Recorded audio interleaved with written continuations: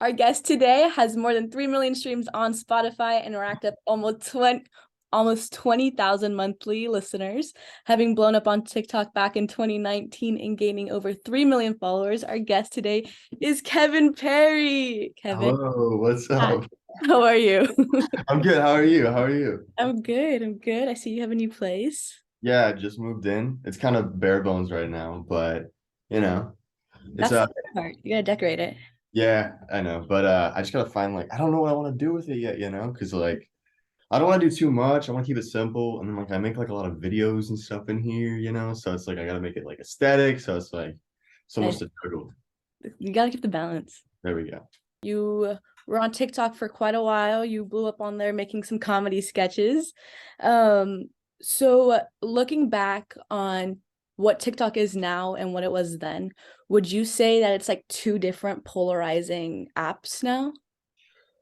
I mean, it's like the same generic thing, I guess. I think that like what people want to watch has changed. Like TikTok definitely has gone more like instead of like everyone watching like kind of the same thing, you all kind of see, oh, look at this stuff that's blowing up. It's more of like everyone has their own like niche thing they're viewing, so it's kind of harder to, I guess, hit the sweet spot with videos. But in a grand scheme of things, it's pretty much the same. It's Mhm. all social medias are just kind of competing to be the best. So it's really individualized with content. And like I'm sure your For You page is much different than mine right now. I hope it is because Pretty sure it but is. yeah, they're the same app, but like, everything changes with time.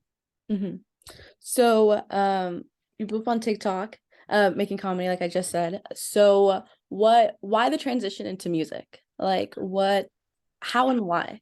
Actually, I did music way before TikTok. Oh. So yeah, I was posting music on SoundCloud like 2 years before TikTok.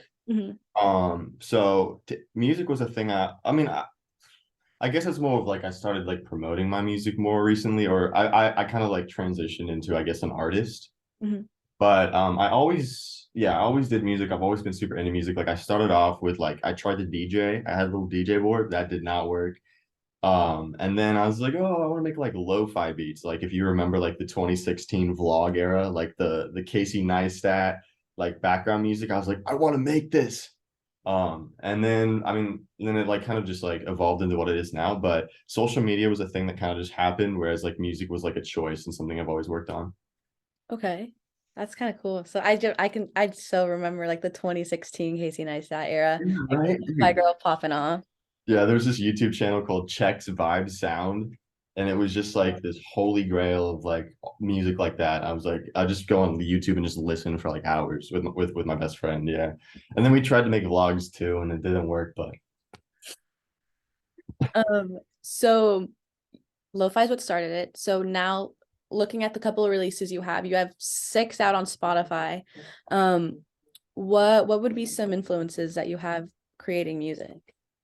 oh man, so like, I guess like the stuff I'm creating right now is more of just like I want to just kind of it's like almost like a journal. Like one of my early favorite like lo-fi hip hop artists has this line that was like SoundCloud page like a diary. And so I kind of do it in that way where I'm just like I'm not necessarily like I wouldn't say the music I'm releasing today is what I ideally want to sound like. I'm kind of just documenting my process. With like what I have on Spotify right now is like I think my best work, but in reality it's just kind of like each song I'm learning something new. It's kind of like I'm testing myself with when I start off with lo-fi, I was producing in the sense of like putting things together rather than creating. And so with like especially Fairgrounds, like that was the first song I picked up a guitar and was like I want to try to, I didn't know how to play guitar, so I kind of learned a little bit. It's like I want to add like my own like instrument, because before it was like maybe some keys but like samples. At the fairground, we spin our love at the merry-go-round. Now tell me, how'd you get me so down?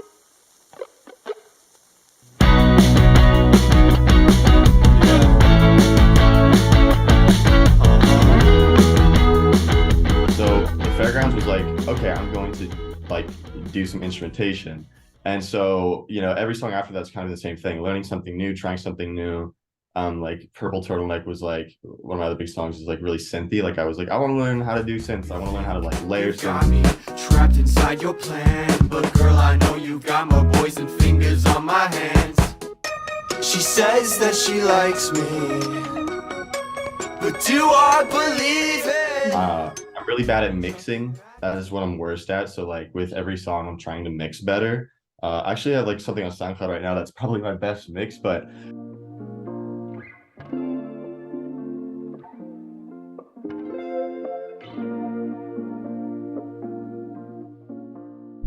and then I guess like all time what got me into music was Andrew Bird, uh, and the Happy Fits. The Happy Fits were like the first indie band I listened to, and then Andrew Bird's more of like a folky guy. But they were like the first musicians where I was like, whoa, they really like evoked emotion in my little angsty high school self. So, what's something that you really hope to create one day? Like it can be like within music or just like outside of music. So like if I was to get an album out, that'd be great. I'm just my brain just doesn't let me do that. Like I cannot sit and create like one big thing, you know, like even one song for me is kind of like a stretch sometimes, but How just long like does that take, a, roughly? like a song. Mhm.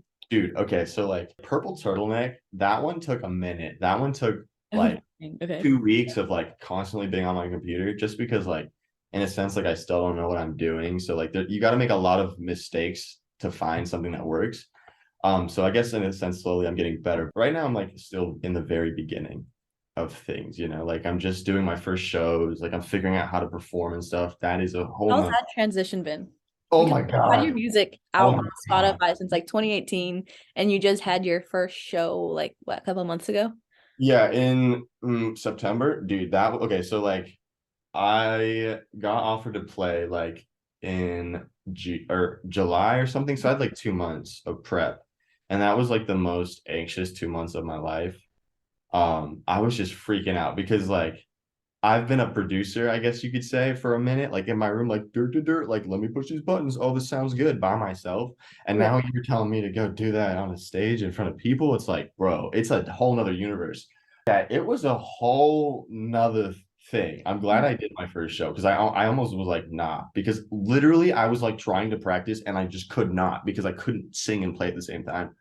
But I did it. When I got up there, like honestly, like this sounds it's kind of funny. I got up there and I didn't mean to do this. I just like dissociated a little bit.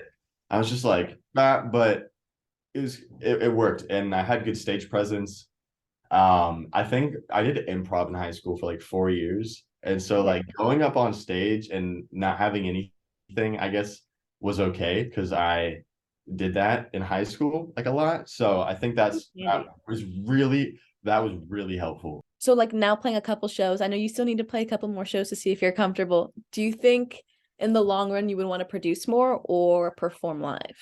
Oh, okay. Well, that's the thing. Like I do it all. Mhm. Like I was explaining to you, like each song is something me picking up something new in a sense, like the performance is the same thing. Like I started off just producing. I didn't even know how to like I literally didn't even have a keyboard. I just had my laptop and I was like pressing the keys like it was the keyboard. And then eventually like I did a song where I learned keyboard and the guitar. And then now I'm writing songs just to perform. Like so it's kind of like I think I'm just like I'm following the path of like a performing artist who produces and writes, you know, kind of like that's what Still Woozy and Dago they are to me. Like they're just like one man bands and they do it Yeah. all. So I I was I almost made a bad decision to not do my first show. And I think if I didn't do that, I would be like, oh, I'm just a producer. But after doing it, I'm like, all right, this is sick. I can do this. It's fine. I started taking vocal lessons because I did not know how to sing. Um, but I think this road is leading to me being a performing artist. But if it just ends up me being a producer, I'm not gonna be like so I'm already like so like what the heck with how far I've come. So it's pretty chill. It's pretty chill. That's sick. So you had mentioned Still Woozy and like he was in a group before. I can't remember the name of the group off the top of my head. Would working in like collaborations and groups be something you'd want to try out?